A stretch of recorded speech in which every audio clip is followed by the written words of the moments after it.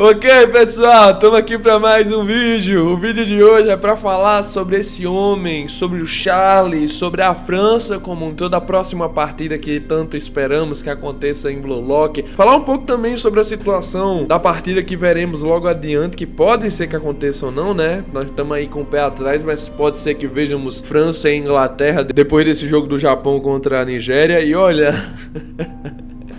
eu tô rindo um pouco porque eu tava pesquisando, né, pra fazer o vídeo, pra discutir sobre o assunto. Eu sempre gosto de ver o debate da comunidade, porque aí eu já venho com a mente cheia de ideias, né, pra discutir no vídeo. Só que dessa vez eu fui pesquisar e, tipo assim, os comentários da comunidade são todos praticamente sarcásticos, beleza?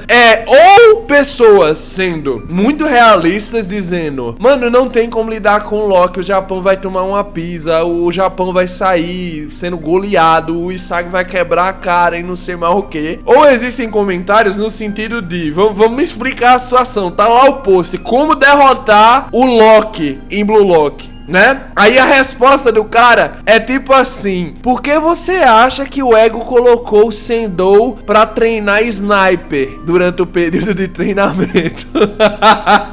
Simplesmente a melhor ideia que os caras têm pra conseguir derrotar o Loki é meter uma bala no Loki e conseguir tirar. Parei, pô. Mas agora parando pra pensar, velho, se formos falar da realidade, eu não diria que é tão loucura imaginar que a única forma atual que o Blue Lock tem de derrotar o Loki seria dar um tiro nas pernas dele, não. Porque realmente não tem como. Você calcula, você pensa, você reflete sobre isso, e a não ser que o roteiro queira dar uma forçada, pelo menos dos dados que temos correlacionados ao personagem até então, o Loki não parece ser uma muralha, um adversário cujo qual o Blue Lock deveria estar enfrentando atualmente. Eu até achava que o Loki não seria apresentado nessa fase. Eu achei que o Loki iam dar uma desculpa: o Loki já tá na seleção profissional, ele não vai jogar a Copa do Mundo Sub-20, porque aí criaria um sentido lógico, né, pô, pra enfrentar a França. Só que o Loki está presente nessa competição e, vamos dizer assim, o Isagi não há muito tempo tirou onda com a cara dele, e eu não acho que o Loki esteja, vamos dizer assim, vindo feliz, né, vindo com aquela aura de vamos jogar mais uma partida. Eu acho que o Loki tá vindo no ódio, tá bom? Tá vindo na malícia enfrentar o Japão Sub-20. Então, o que acontecerá agora em diante? Vamos debater sobre isso, por favor, gente. Deem suas opiniões aqui embaixo, porque eu realmente só encontrei praticamente gente tirando onda dessa situação e ninguém consegue realmente chegar a uma conclusão. Eu consigo partir de algum ponto, porque obviamente o Ego de empate não vai enfrentar a França sem ter preparado os seus jogadores para isso. Ponto. Ok, isso nós já compreendemos. O que dá para se esperar? Olha, atualmente nós temos já de grande expectativa aí para aparecer provavelmente um New Game na França, ok? Tem o Loki e ainda tem o Charles. Ou seja, no mínimo, esse time da França que tá vindo aí tem 3 jogadores incríveis. O mínimo do mínimo. Como é que esse time pode ficar ruim?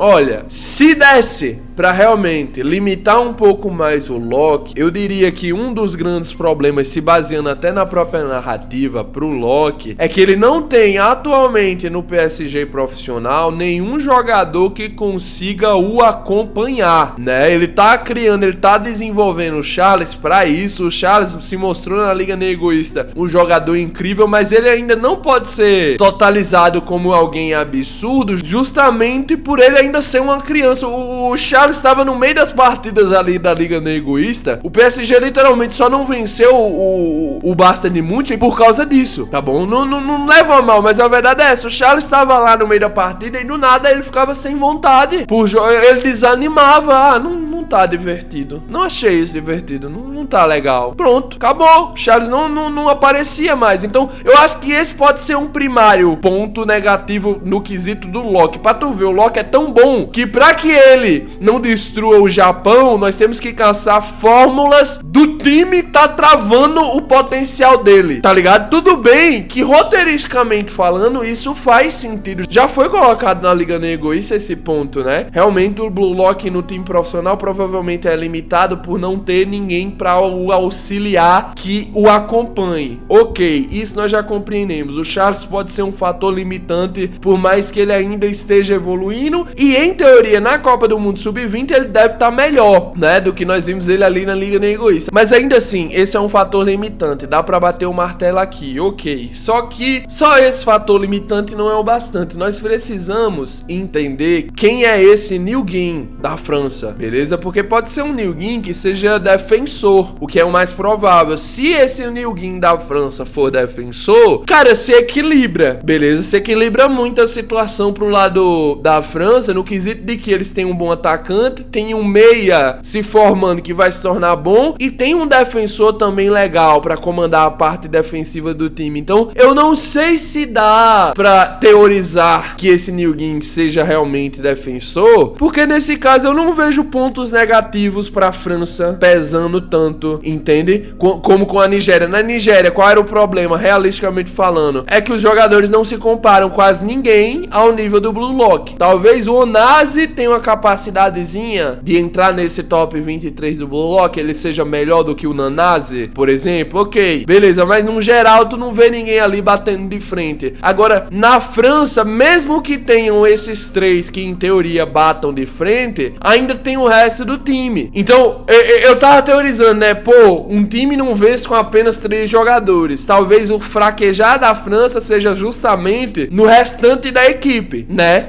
Mas, se realmente o Nilguin da França vier a ser um defensor, isso se quebra um pouco por terra, beleza? Porque, basicamente, o centro de cada linha da equipe vai estar num nível bom pra excelente. E aí? Como é que fica a situação? Olha, eu tenho que ser honesto. Se não for o roteiro quebrando as pernas da França, fica muito complicado de se imaginar. Porque, ok, vamos dizer que a maioria dos ataques da França devem vir a serem fatais, né? Quando o Japão não tiver realmente sólido ali na parte da defesa, vai ser fatal. Ok que eu acho que o Nico, o Ario, o Aiko devem ter treinado para conseguir desenvolver alguma coisa para tentar lidar com o Loki. Eu concordo esse ponto, mas isso não vai se sustentar durante a partida inteira. Se for tão fatal assim os ataques da França, a única forma de lidar com a agressividade vai ser a agressividade pelo lado do Japão. Ok, não tem o que fazer, vamos tomar 3, 4 gols nessa partida, vamos fazer também 3, 4 gols nessa partida. Se a zaga da França for desenvolvida dessa forma mais, vamos dizer assim, leve, com alguns jogadores que provavelmente ninguém vai querer nem saber o nome. Nós sabemos, né, quando é apresentado um jogador novo em Blue Lock, nós batemos o olho e já conseguimos ver mais ou menos ali, por causa do design, se esse jogador vai ser importante ou se vai ser que nem aqueles personagens do Barça de München, que nós sabíamos que não iam ganhar grande valor e foram sendo tirados pelo time do Blue Lock ao longo da Liga Negoísta. Pronto, eu acho que quando batemos o primeiro olho no time da França, podemos ter de uma vez por todas essa informação. Vai dar pra ter jogo ou o roteiro vai realmente querer forçar aqui, criar uma situação de milagres nessa partida? Eu realmente não acho, ok, que vai ser uma goleada descomunal, como muita gente tá discutindo nessas últimas semanas aí, já que tá se aproximando do novo arco, né, da obra. Mas, ainda assim, eu concordo, gente. Eu concordo. Ou por um lado o roteiro vai dar uma forçada, criando uma França que é fraca em algumas áreas, pra os meninos conseguir ter alguma chance contra o Loki. Ou o roteiro vai dar uma forçada, criando uma França que, pra mim, é o lógico de se fazer, né? Uma França que é realmente boa. As últimas gerações da França têm sido realmente incríveis. Eu não acho que dá pra fingir e inventar um monte de jogador aleatóriozinho pra jogar junto do Loki e companhia. Beleza? Eu acho que faz sentido. Ok, até aí beleza, né? Mas aí o roteiro vai ter que dar uma forçada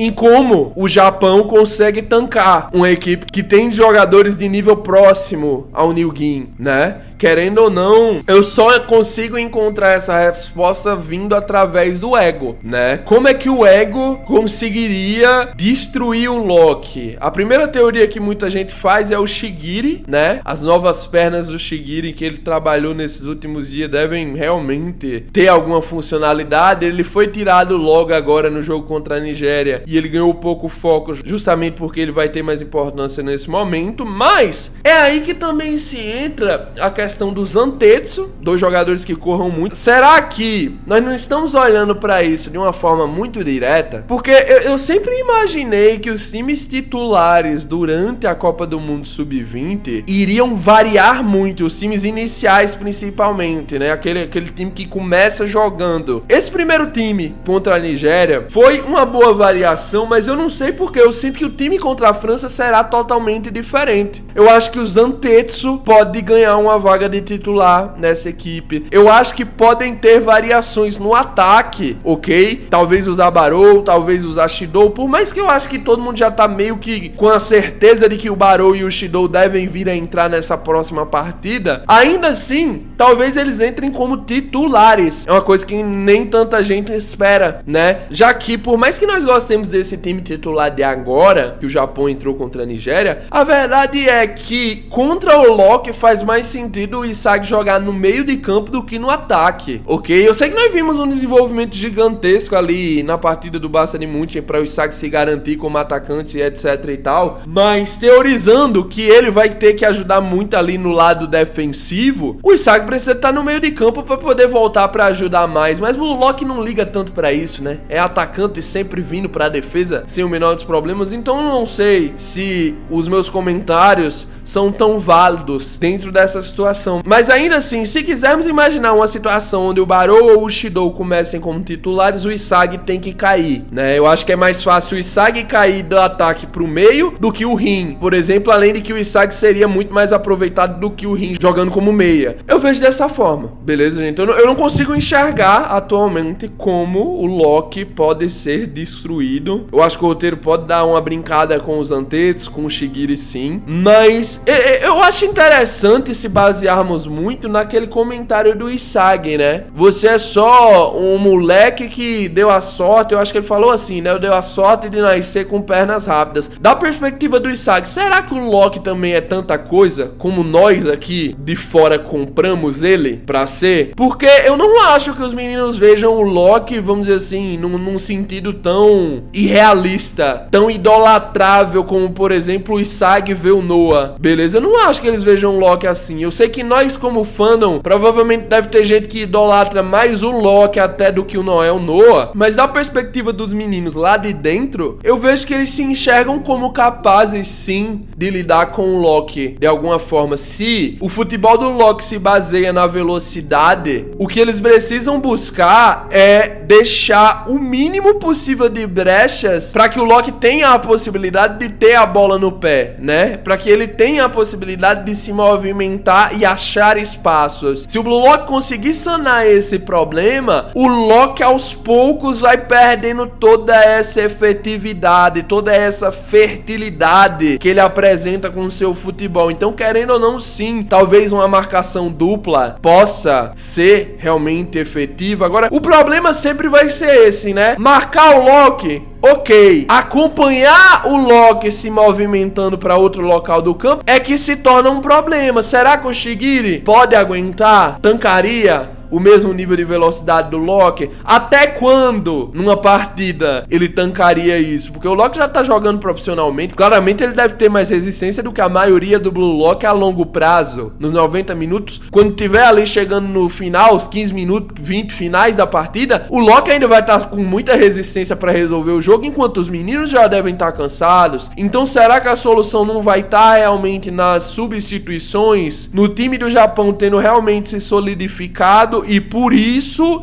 o Japão consegue lidar com essa França, mesmo tendo que trocar por causa que os jogadores estão cansados. Entra outra alternativa que consegue acompanhar esse mesmo ritmo de jogo e tem ainda a vantagem de que essas novas alternativas, essas substituições vão estar vindo com 100% de estamina para dentro do campo, numa partida onde outros jogadores da França sub-20 já vão estar mais cansados. Eu acho que a solução para que o jogo da França renda e não seja apenas uma pisa vai ser realmente essa. Qual a opinião de vocês, gente? Vocês acham que não? O Blue Lock já deve começar usando Shigiri e Zantetsu para combater velocidade com velocidade. Essa variação vai acontecer, mas por enquanto o Ego vai optar por permanecer com os titulares que ele já teve agora contra a Nigéria. Como é que vocês enxergam isso, gente? Comenta aqui embaixo, porque até agora, pra mim, o Lock na Copa do Mundo Sub-20 não faz sentido, beleza? Vai ser divertido, vai ser super interessante, desse ponto de vista faz até certo sentido, mas no sentido de bola jogada, eu não vejo como os meninos se equiparam a um cara que provavelmente deve valer pelo menos 3 a 4 vezes mais que eles atualmente no futebol. O Lock, se pá, é o protagonista dessa Copa do Mundo Sub-20 junto do Bunny, né? Querendo ou não, eu acho que temos um problema a ser resolvido por aqui. Vamos ver como é que isso é desenvolvido. Vai ser muito interessante, cara. Essa nova saga realmente promete. Muito obrigado pelo apoio, gente. Tamo junto. Valeu, falou e... Cut!